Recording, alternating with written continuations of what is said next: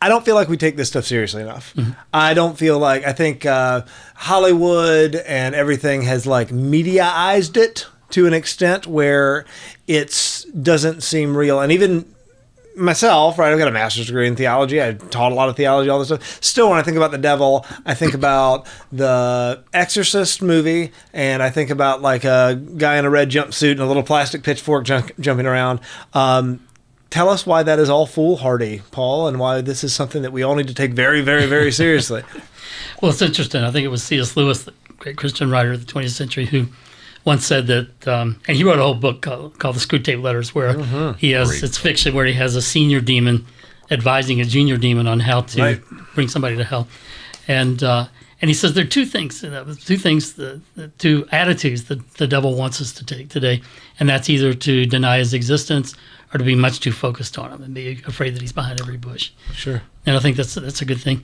The modern world is kind of throwing it out, but it's interesting. Someone once observed, it's Peter Berger, I think, sociologist of religion, back in the 70s, how when Victorian society in England became very extremely kind of prim and proper, that's when pornography flourished, because sexuality was a normal part of human life, but if people were restricting the whole thing too much and couldn't even talk about it, it flourished. Sure. He said, it was an article called "The Devil is the Pornography of Modern Consciousness," that we've been told there is no devil, there's no thing like that. And so people still know at some level this is real.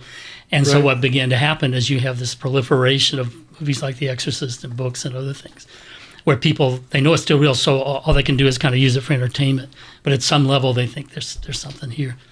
So we have to be careful not to dismiss it. It's real. I can tell you, I've had the experiences myself. In writing my books, I've had conversations with exorcists, and the things they could tell you, real.